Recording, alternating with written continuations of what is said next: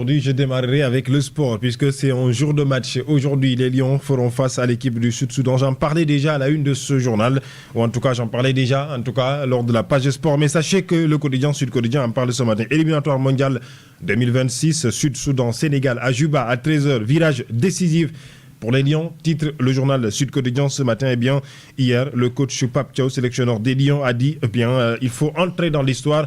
Et pour entrer dans l'histoire, il faudra donc passer par une victoire ce soir face à l'équipe du Sud-Soudan et pouvoir encore une fois donc garder le cap avant l'équipe de la Mauritanie qui se jouera le 14 octobre et décrocher un ticket qualificatif pour ce mondial pour la troisième fois consécutive. C'est pourquoi donc le coach Pape Thiaw et ses protégés restent plus que jamais engagés, déterminés, gagnés pour garder la main. C'est ce que dit le quotidien L'Info ce matin. Les Lions du Sénégal sont prêts donc à faire le job ici, ou hier donc, en tout cas, au Sud-Soudan, à Juba, le quotidien. Les Échos en parlent ce matin aussi à sa une.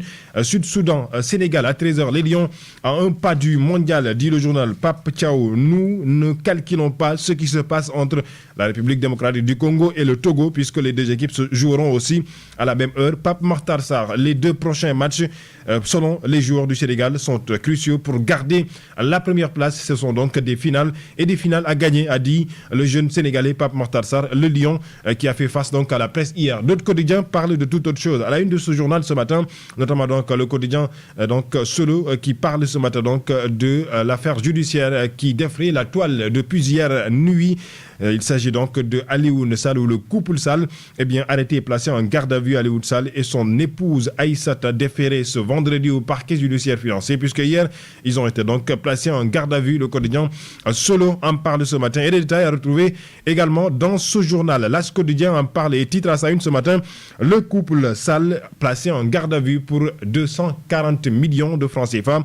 Ils sont poursuivis pour blanchiment de capitaux, même si leur avocat ou un de leurs avocats, il s'agit de Maître El Hadji Diouf, pense que ceci n'est que poudre aux yeux. Il l'a dit donc hier à la suite de du placement en garde à vue de ses clients qu'il était venu défendre au niveau de la division des investigations criminelles. L'Observateur en parle ce matin. Révélation de l'enquête à la DIC, la division des investigations criminelles, les dessous d'une sale affaire, pour reprendre les mots du quotidien, et qui fait un jeu de mots avec justement le nom de famille de Alioune Sall, à l'origine d'un terrain de plus de 100 mètres carrés aux Almadies, contigu donc à l'ambassade des États-Unis, estimé à l'époque à plus d'1 milliard de francs CFA. Alioune Sall, mandaté par procuration via sa femme, gérante de la SCI familiale, et alors entré en négociation avec l'homme d'affaires Amadou Loum Diagne.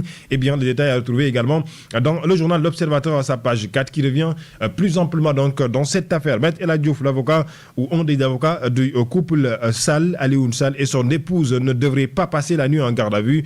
Ils ont montré toutes les opérations étaient régulières, a dit hier donc lui. Il s'agit donc de Maître El Hadji Diouf, un des avocats bien sûr du couple Sall. D'autres quotidiens parlent de l'affaire Madiambal Diagne. Les Échos ce matin parlent de mandat d'arrêt international lancé contre Madiambal Diagne.